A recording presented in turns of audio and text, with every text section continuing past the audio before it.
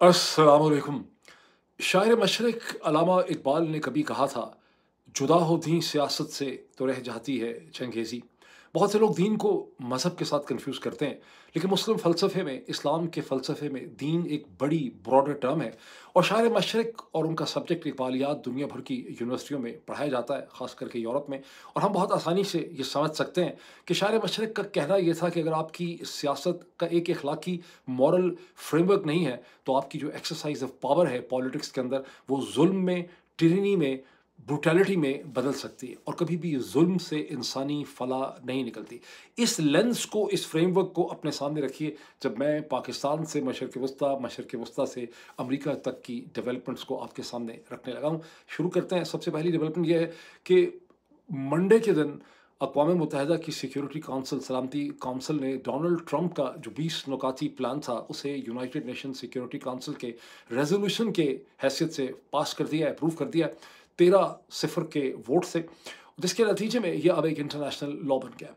जैसे कि मैंने पिछले 1-2 व्लॉग्स में इस खदशे का इज़हार किया था कि रूसी, फ्रेंच और चाइनीज़ अमेरिका पे नुक्ताचीनी कर रहे हैं, लेकिन अमेरिका के सफारतकार बहुत कोशिश कर रहे हैं कि चीन और रूस इसमें अपना वीटो इस्तेमाल न करें और फ्रेंच तो उनके साथ ही मिल जाएँ। वही हुआ कि फ्रेंच जो हैं वो अमेरिका के साथ उन्होंने वोट डाला है और रूस और चीन दोनों ने यहाँ पर एब्सटेन कर लिया। अब बज़ाहिरन क्या कोई इसमें प्रिंसिपल्स रहे होंगे गज़ा के फ़लस्तीनियों के हवाले से? मुझे शक है कि तीनों ने अपनी-अपनी कोई डील हिडन की होगी और आने वाले चंद दिनों या हफ्तों में हमें पता चलेगा कि रूस, चीन और फ्रांस ने अपने लिए इसमें से क्या हासिल किया है। बहरहाल इसका नतीजा ये निकला है कि अब एक इस्लामिक स्टेबलाइज़ेशन फ़ोर्स या इंटरनेशनल स्टेबलाइज़ेशन फ़ोर्स को इंटरनेशनल लॉ में ऑथराइज़ कर दिया गया है, जिसने गज़ा में उतर के वहाँ की हमास और वहाँ के पैलेस्टीनियंस को डिसआर्म करना है, डीकमिशनिंग और वेपन्स करने हैं और एक पैलेस्टीनियन पुलिस को खड़ा करना है। एक लफ़्ज़ और जुमले उसमें डाल दिए गए हैं कि पाथवे टू पैलेस्टीनियन स्टेट इसमें होगी, अगर एक पैलेस्टीनियन अथॉरिटी जो पीए है, वो अगर रिफ़ॉर्म हो सके। लेकिन संडे के दिन रात में अपनी कैबिनेट के साथ बात करते हुए इस्राइल के प्राइम मिनिस्टर बेंजामिन नेतन्याहू ने बिल्कुल क्लियर कर दिया है कि किसी किस्म की पैलेस्टीनियन स्टेट के किसी भी जगह पे बनने का कोई चांस नहीं है, वो कभी भी कबूल नहीं होगा। इसका मतलब ये है कि ये लाइनें डाल तो दी गई हैं ताकि मुस्लिम जो 8 ममालिक इसे सपोर्ट करते हैं, इनके फ़ॉरेन ऑफिसेज़ अपने लोगों को बता सकें और उनके पास एक इखलाकी जवाज़ हो कि हमारी फ़ोर्सेस गज़ा में क्यों जा रही हैं। लेकिन दर हकीकत ये बात बड़ी क्लियर है कि किसी किस्म की पैलेस्टीनियन स्टेट बनने का यहाँ पर कोई चांस इस प्लान में नहीं है। हमास ने जो मैसेजिंग ऐप टेलीग्राम है, उस पे अपनी एक प्रेस रिलीज़ इश्यू की है, जिसमें उन्होंने कहा है कि ये हमारी फ़लस्तीनियों की जो डिमांड्स हैं, वो यहाँ नहीं तस्लीम की गई। एक इंटरनेशनल ट्रस्टीशिप कायम कर दी गई है, जिसको फ़ोर्स ऑथराइज़ेशन दे दी गई है। ये दर हकीकत ये इंटरनेशनल ट्रस्टीशिप जो है, ये ऑक्यूपेशनल फ़ोर्सेस के हक़ पे काम करेगी। उन्होंने इसे मानने से इनकार कर दिया है। अब इसका क्या मतलब है? इसका मतलब आप सोच सकते हैं कि गज़ा के अंदर क्या होने वाला है। अब आप ये देखिए कि यहाँ पर फ़लस्तीनियों का मुकदमा लड़ रहे थे ये 8 मुस्लिम ममालिक, जिसमें पाकिस्तान भी था, तुर्की भी था, सऊदी अरब भी था, कतर भी था, मुत्तहिदा अरब इमारात भी था, इजिप्ट भी था और उसके अंदर जॉर्डन भी था। और जो फ़ोर्स और इन्होंने कब अगर कुछ नहीं और अचीव कर सकते थे, तो ये इस करारदाद को बेहतर कर सकते थे। पैलेस्टीनियन वाइबल स्टेट के हवाले से उसमें कुछ कमिटमेंट्स डाल सकते थे। जो पीस बोर्ड्स बन रहे हैं, उन्हें अक़वाम मुत्तहिदा की सिक्योरिटी काउंसिल के अकाउंटेबल कर सकते थे। लेकिन इन्होंने ऐसा फ़लस्तीनियों के लिए कुछ भी नहीं किया। इन्होंने सिर्फ़ अपनी ड्रामाबाज़ी के लिए, ये बताने के लिए उसमें हासिल कर लिया ताकि इनको जो ये फ़ोर्स ये भेजेंगे, उसमें इन्हें अक़वाम मुत्तहिदा सिक्योरिटी काउंसिल का एक कवर जो है हासिल है।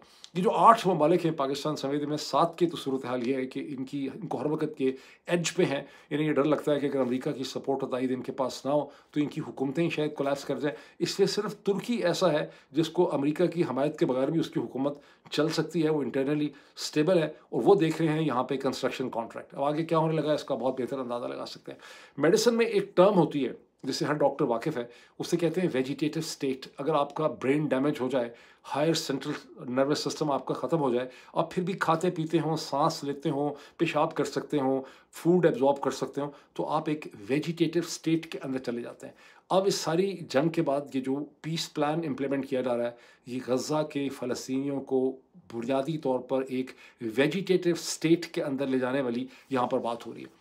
अब आए यहाँ से छलांग लगा के पाकिस्तान, जहाँ आज़ाद जम्मू कश्मीर के अंदर एक बार फिर वज़ीर आज़म को चेंज कर दिया गया। एक वोट ऑफ नो कॉन्फिडेंस में प्राइम मिनिस्टर अनवारुल हक की जगह फैसल राठौर साहब प्राइम मिनिस्टर बन गए। मज़े की बात है, 38 वहाँ पे असेंबली के मेंबर थे, 36 ने वोट ऑफ नो कॉन्फिडेंस के फेवर में वोट डाला है। पहले भी पीएमएलएन पीपीपी की हुकूमत थी, अब भी पीपीपी पीएमएलएन की हुकूमत है। उधर से थोड़ा सा और आगे चले जाएं, बॉर्डर क्रॉस करें, तो हिंदुस्तान में मकबूजा जम्मू और कश्मीर में उन्होंने बहुत से लोगों को डिटेन किया था। कुछ उन्होंने वहाँ पे गिरफ्तारियाँ की हैं।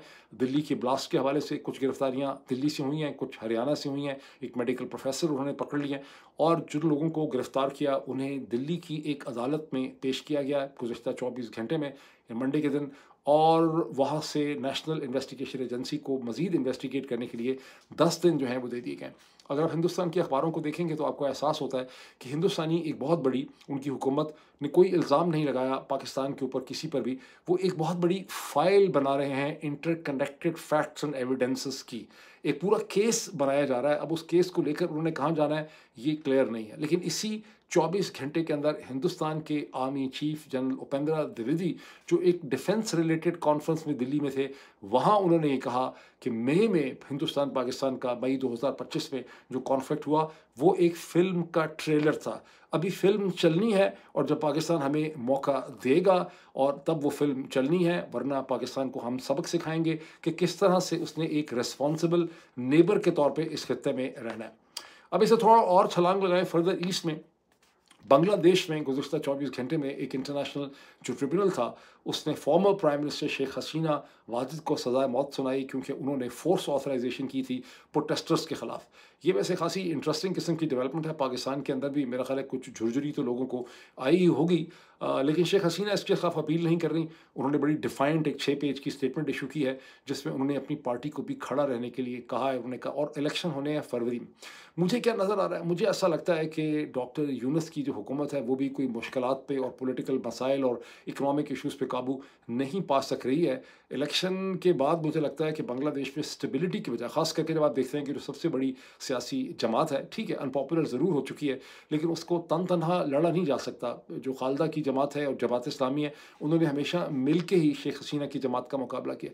जब आप शेख हसीना की जमात को इलेक्शन में हिस्सा लेने से रोक देते हैं, तो जो पॉलिटिकल ऑर्डर अब बांग्लादेश में खड़ा करेंगे वो दर हकीकत लोगों की और वहाँ की सियासत और वहाँ की उमंगें या वहाँ की जो भी पॉकेट्स ऑफ इन्फ्लुएंस हैं उसको सही तरह से रिप्रेजेंट नहीं करेगा। मुझे आने वाले महीनों के अंदर बांग्लादेश में दोबारा पॉलिटिकल इंस्टेबिलिटी नज़र आती है, और हिंदुस्तान से डिमांड ये की गई है कि वो शेख हसीना को हवाले कर दें बांग्लादेश के। डॉक्टर यूनुस की हुकूमत ने उनसे डिमांड किया। हिंदुस्तान, मेरा नहीं ख्याल कि ऐसा करेगा। हिंदुस्तान मौके का इंतज़ार करेगा। अभी तक जो चीज़ क्लियर नहीं है कि बांग्लादेश में जो तब्दीली आई जिसके नतीजे में हिंदुस्तान को वहाँ से किक आउट किया गया, उसमें ज़ाहिर है पाकिस्तान का तो रोल हो सकता है, लेकिन क्या उसमें अमेरिका का भी कोई रोल है? अमेरिका का इस वक्त की बांग्लादेश वर्सेस इंडिया की जो पॉलिटिक्स है उसमें अमेरिका का और ट्रंप एडमिनिस्ट्रेशन का क्या एक पर्सपेक्टिव, वो हमें स्टेज के ऊपर क्लियर नहीं है। उसको समझना जो है वो बहुत ज़रूरी। पाकिस्तान में अगर वहाँ पे जनरल उपेंद्र द्विवेदी ने वार्निंग दी है पाकिस्तान को कि जो मई की जंग थी वो महज एक ट्रेलर था, तो पाकिस्तान के इंफॉर्मेशन मिनिस्टर जो हैं उन्होंने भी कोई कमी नहीं छोड़ी। उन्होंने कहा है कि मई की जो जंग है उसके नतीजे में पाकिस्तान दुनिया के स्टेज के ऊपर बहुत बड़ा इंपॉर्टेंट प्लेयर बन गया है, और दुनिया में पाकिस्तान जो है उसकी अहमियत में बहुत ज़्यादा इजाफा हो गया। तहम पाकिस्तान के प्राइम मिनिस्टर जनाब शहबाज शरीफ साहब के जो एडवाइज़र हैं राना सनाउल्लाह, उन्होंने गालिबन चिन्योट में अखबारी रिपोर्टर्स के साथ बात करते हुए उन्होंने ये कहा कि 28वीं तरमीम भी टेबल की जा सकती है अगर उसके बारे में एक पॉलिटिकल कंसेंसस हो जाए। अब ये पॉलिटिकल कंसेंसस उनको किस चीज़ पे चाहिए? उनको चाहिए 28वीं तरमीम चाहिए लोकल गवर्नमेंट के लिए, प्रोविंशियल और फेडरेशन के दरमियान फाइनेंस के इशू में, और हेल्थ, एजुकेशन और पॉपुलेशन के इश्यूज़ को प्रोविंसेस से सेंटर में ले जाने के लिए। अब आप ये नोट करें कि अमेरिका में भी जो एक कॉन्फ्रेंस हुई है, वहाँ भी मुझे किसी ने कहा है कि वहाँ पर भी उन्होंने कहा है कि हमारा जो कॉज़ है इस कॉन्फ्रेंस में वो ये है कि हम फ्यूचर और हेल्थ पॉलिसी और हेल्थ इश्यूज़ के ऊपर हम जो है एक फोकस जो है वो डेवलप करना चाहते हैं। याद रहे कि 27वीं तरमीम के अंदर भी प्रपोजल था कि हेल्थ को, यानी सेहत को, एजुकेशन को और पॉपुलेशन के इश्यूज़ को सूबों से लेकर, जहां सूबों को दे दिए गए थे 28वीं तरमीम में, 18वीं तरमीम में, उन्हें दोबारा सेंटर के हवाले कर दिया जाए। इसकी ज़रूरत क्यों है? ये मैंने लोगों से पूछा है। इसकी ज़रूरत यह है कि वफाक में, बेसिकली वफाक का मतलब है इस केस में जीएचक्यू, उसको ये लगता है कि अगर सेहत, एजुकेशन और वेलफेयर हमारे पास होगी तो हमारे पास ज़्यादा फंडिंग और ज़्यादा टैक्सेस और ज़्यादा सरमाया होगा। लेकिन सिर्फ इतना ही नहीं है, उनको लगता ये है कि सरमाया हमें इंटरनेशनल डोनर से भी मिलेगा, जिसमें एक ज़माने में यूएसएड भी था, उसमें वर्ल्ड हेल्थ ऑर्गेनाइजेशन भी है, उसमें अक़वाम मुत्तहिदा के और इदारे भी हैं, उसमें बरतानिया का डिफिड भी है, उसके अंदर एक गावी जो एक वैक्सीन अलायंस है वो भी उसके अंदर है। ये सब उसके अंदर है। प्लस ये है कि फाइनेंस, उनको लगता ही है कि अगर ये सब्जेक्ट्स हमारे पास हों, हेल्थ हमारे पास हो, एजुकेशन हमारे पास हो, पॉपुलेशन हमारे पास हो, तो हम नेगोशिएट करके इंटरनेशनल एड के पैकेज को बढ़ा भी लेंगे और इस नेगोशिएशन के नतीजे में ये जो बैनुल अक़वामी इदारे हैं, इसके साथ हमारा लेवरेज और हमारी कनेक्टिविटी में इजाफा होगा।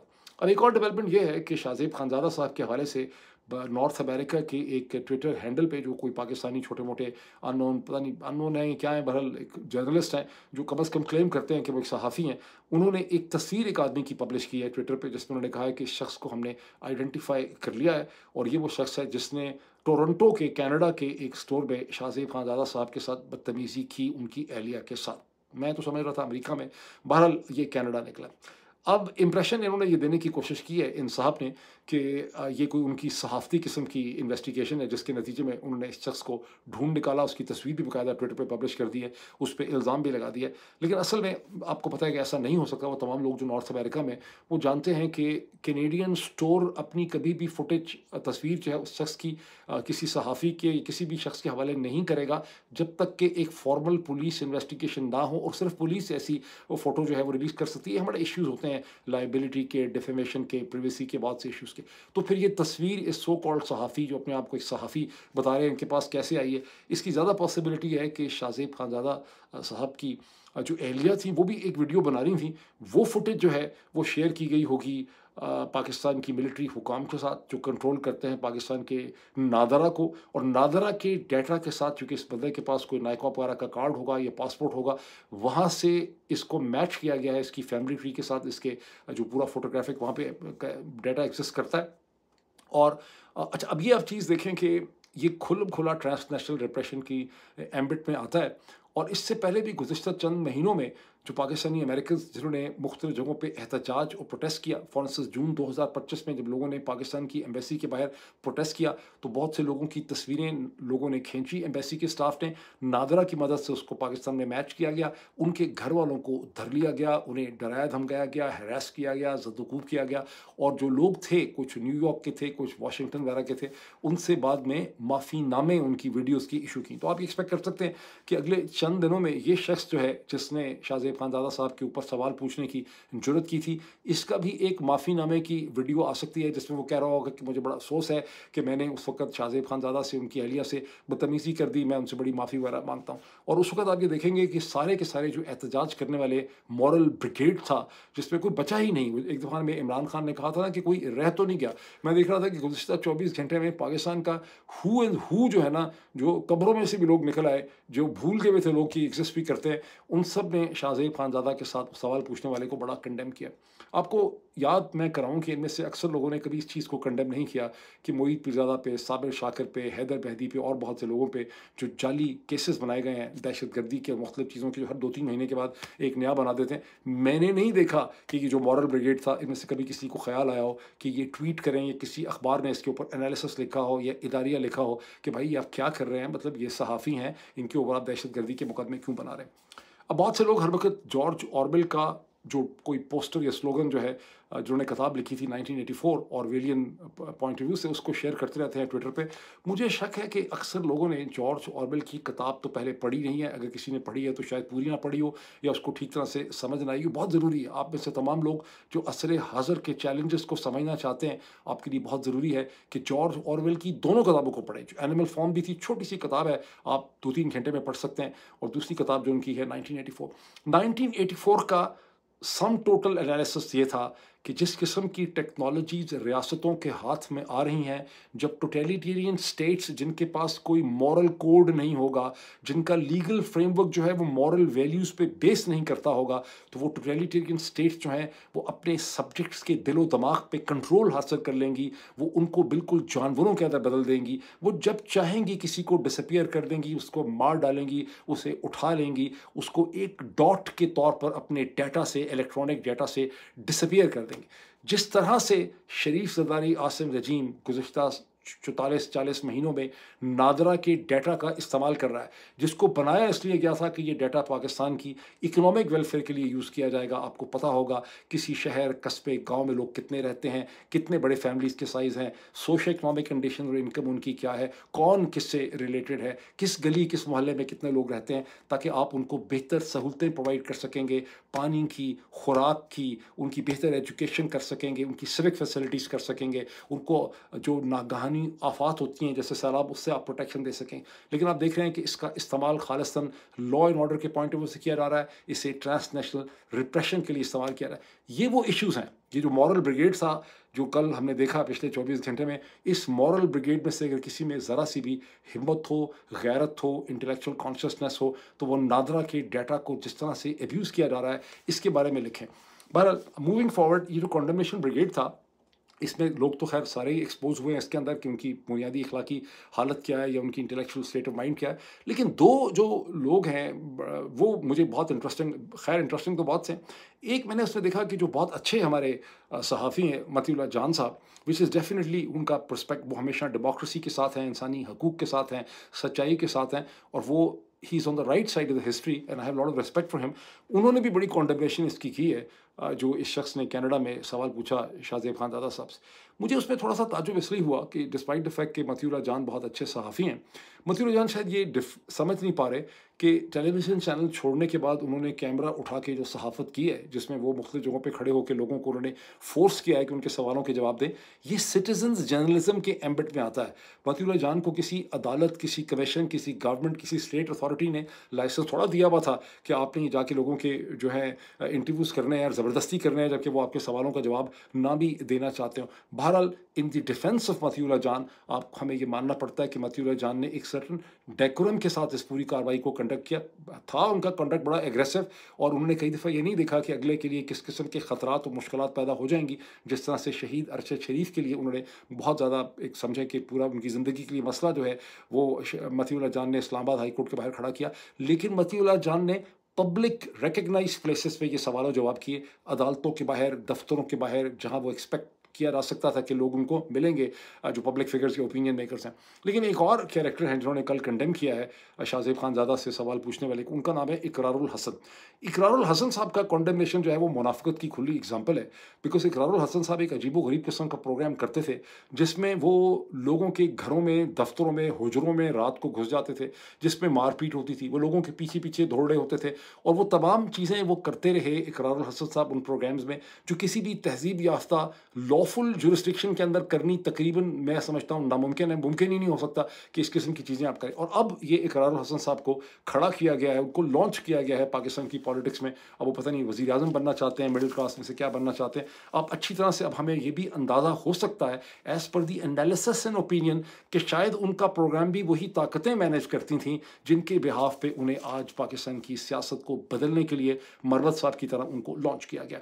अब आए उन इसे कहते हैं कॉन्फ्रेंसेस के ऊपर, चूँकि जिक्र हो ही गया है कि पॉलिटिक्स को कैसे डिस्प्लेस किया जा रहा है, उन कॉन्फ्रेंसेस और रैलीज़ के ऊपर जो दुनिया के मुख्तलिफ जगहों पे अमेरिका, नॉर्थ अमेरिका, यूरोप वगैरह में जो है वो करवाई जा रही हैं। और ये एक ब्रॉडर स्ट्रेटजी का हिस्सा है, जहाँ सोशल मीडिया प्लेटफॉर्म्स को सप्रेस करना, ट्विटर की डीबूस्टिंग करना, यूट्यूब के एल्गोरिदम को सप्रेस करना, ताकि एक्सेप्टेबल नैरेटिव को प्रमोट किया जा सके, अनएक्सेप्टेबल नैरेटिव को सप्रेस किया जा सके, और उसके साथ ये तमाम चीज़ें जो हैं ये जुड़ी हुई हैं। गोल यहाँ पे क्या है? गोल यहाँ ये है, पहला गोल ये है कि नैरेटिव को इमरान खान से पाकिस्तान पे शिफ्ट किया जाए। यानी कहें कि भी इमरान खान पार्टिजन है, ये एक कल्ट पॉलिटिक्स है, असल में बात पाकिस्तान की होनी चाहिए। ये पहला गोल है। इसका दूसरा सब गोल ये है कि आपने, अच्छा ये गोल तो वैसे भी आप कर सकते हैं, मतलब पिछले 2 ढाई 3 बरस में ये तमाम ताकतें जो हैं वो अमेरिका के और बरतानिया में इन्वेस्टमेंट के हवाले से, बिज़नेस के हवाले से मुख्तलिफ़ किस्म के अपने सेमिनार्स, कॉन्फ्रेंसेस करते ही रहे।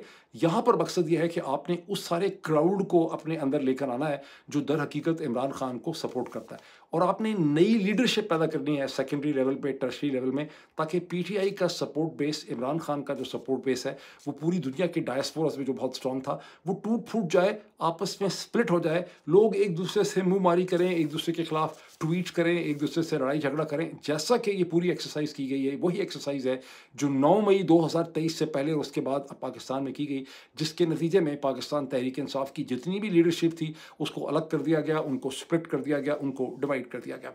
आर्गुमेंट क्या दिया जा रहा है? आर्गुमेंट यह है कि अगर आप पाकिस्तान पे फोकस करें, पाकिस्तान के मुस्तकबिल पे फोकस करें, कोई कह रहा है हेल्थ पे फोकस करना चाहते हैं, और अब जहन में रखिए कि हेल्थ, एजुकेशन एंड पॉपुलेशन अब 28वीं तरमीम में सेंटर के पास जाने हैं, और सेंटर के पास जाने का मतलब है कि जीएचक्यू के पास जाने हैं।